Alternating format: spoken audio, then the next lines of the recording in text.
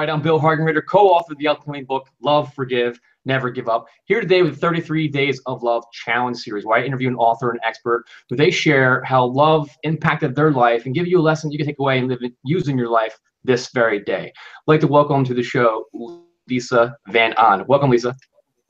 Thanks for having me. Oh, this is going to be fun.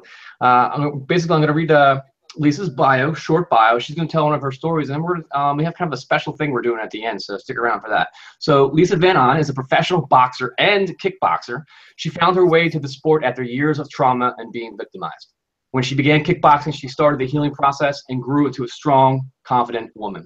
Lisa is passionate about teaching girls the principles she didn't have the opportunity to learn until later in life. It's her deepest desire to give these young women the tools to be strong in middle school, high school, college, and beyond, so they are able to confidently overcome the obstacles they encounter throughout life. No wonder I like Lisa so much. We have such a commonality in our stories and our drives. So Lisa, what do you have for us today? What can you share with us?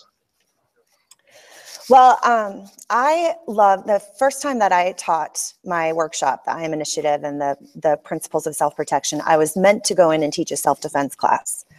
And I was working with 11 and 12-year-old girls, and I was just thinking, how is this going to help them in their lives? An eye gouge, you know, or you know, kick to the groin. Yeah. Like this, like how is this going to really help them in their lives? You know, in a situation of self-defense, I tell people the self-defense is a one-time experience, whereas self-protection is a daily practice. So I went on this is the first time I've ever done anything like this. I get in there, I'm in front of 40 girls, and all of this stuff came rushing back to me, like what I had experienced when I was growing up. My experience was being exploited as a young girl. I was hurt, traumatized, victimized until I found the sport of kickboxing. And it wasn't actually like the self-defense that helped me. It was the expression of getting out, releasing that trauma that I had experienced.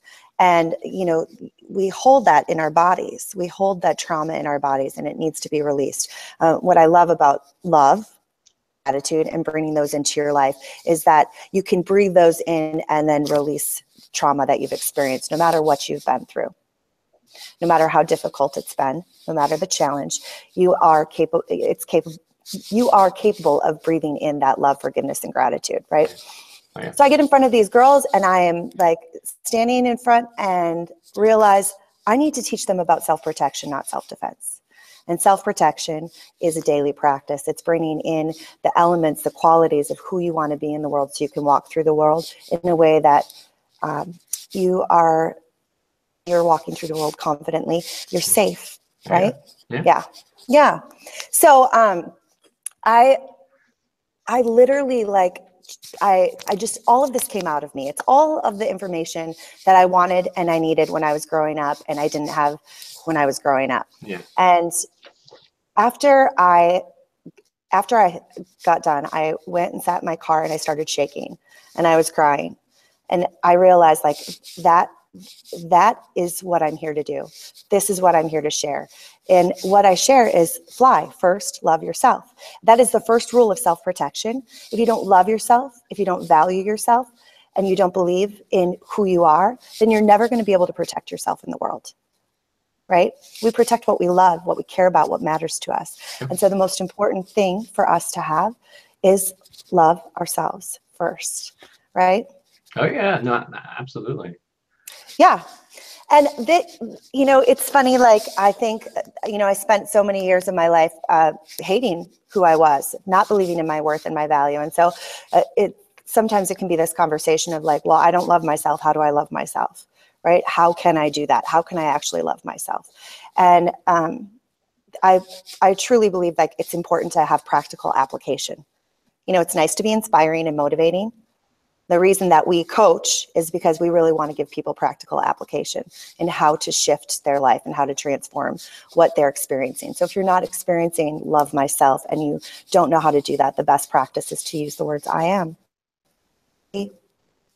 I am beautiful, I'm amazing, I'm smart, I'm brilliant. Write it on your mirror and practice saying it, and just keep practicing saying it, and then find an action, like one small action that you can do every day to bring that quality into your life. So what's one, if you want, I am loved and I am loving, what's one small action of love that you can bring into your day to build that quality within yourself? Over time, you keep breathing in more of that quality of love. You keep breathing more of that in. You release the self-loathing, you release the hate, and you'll find that it is transforming for you. Yeah, no, that's all. I mean, I'm taking notes over here. I've got a page full of notes, and and I know this stuff, but it's so good to hear it, a different way from a different perspective, and it's about putting it. You can be inspired, you can be motivating, but yeah, you got to put those practices in there. And I like your the FLY acronym. First, love yourself, and that's true. It's not self-protection, self-defense, self-protection. It all comes back to what our daily practices are. It all comes back to what vision you set for yourself, what goals you have, and then also what type of fulfilling life that you want to set up. And if you don't think about that, then chances of you finding what's going to be fulfilling just by meandering about, it's possible, but it could take you a lifetime. Sounds like what you're suggesting is kind of an ethical, powerful shortcut to that. It's intentionality for sure. Okay. Like awareness and intentionality. Like I think it's so, a lot of times even with self-defense, one of the first things that they'll teach in like a traditional self-defense class is awareness. Be aware of your surroundings. So now I'm saying, like, we'll take it even deeper. Be aware of your inner surroundings. What are you thinking about on a daily basis? What do you believe? What are you practicing in your mind, in your heart?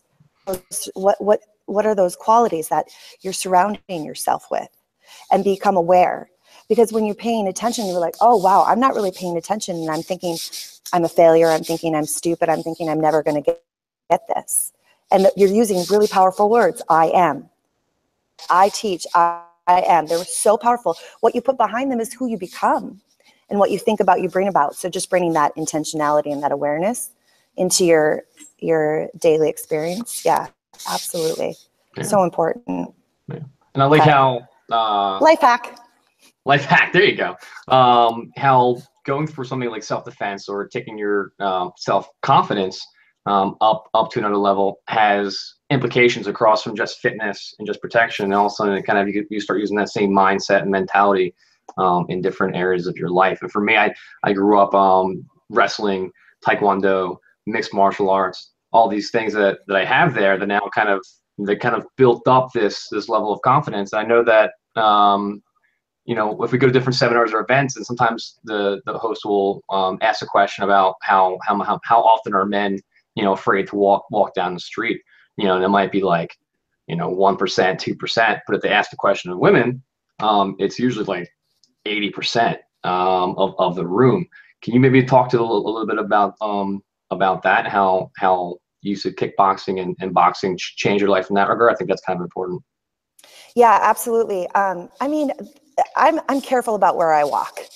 I'm not going to walk down a dark alley at night, even though I am a professional kickboxer. Yeah. I'm going to be mindful. I'm going to pay attention, right? I put myself in surroundings that are going to be safe.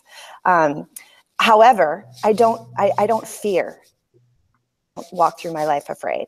And so if I'm in a situation where it feels uncomfortable or it feels unsafe, I've learned to trust my gut. Yeah. And I get out. When I teach self-protection and the rules, FLY, first love yourself is the most important, but then also face your fears, run away from danger. And I teach that there's two kinds of fear in the world. There's fear that helps you grow, and there's danger. And if it's danger, you get out. So like I've been in really interesting scenarios where like it's a parking ramp, it's late, it's dark. I just get a weird like vibe. Yeah.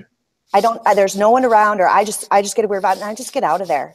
Right? Like I've taught myself to listen to that gut instinct, because I've been in situations where I didn't listen. And then, whoa, I got, especially for women, there's this, a lot of times we're taught to, just be nice and do this thing and go against sort of like that inner siren that's going off and be like, oh, I'm just making a big deal out of nothing. No, you're not. Listen. Like the more you listen, then the louder it is, and that's what you need. You need that voice, and that voice to be loud that tells you when it's time to step away, when it's time to get out of there. And when it does tell you that, don't second guess it. Yeah. Being aware of it, trusting yourself, and then just getting out. Yeah.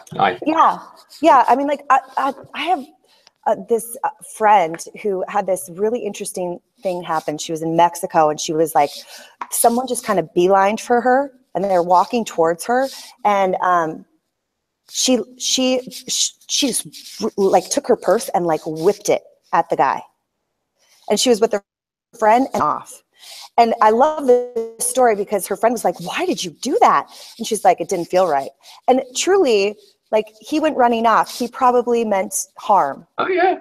Any harm. And she whacked him with her purse. He would have been like, why did you whack me with your purse? He didn't do that, you know. And she just felt it, and she listened, and she just like went for it.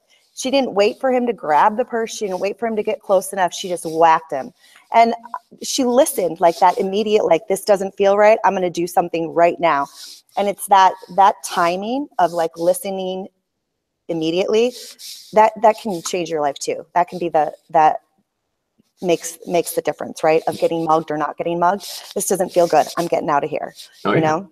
Yeah.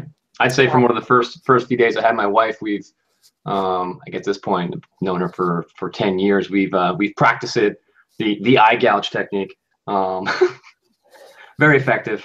Keep it in the back of your mind. So let's if necessary, yeah. It is necessary to have the eye gouge.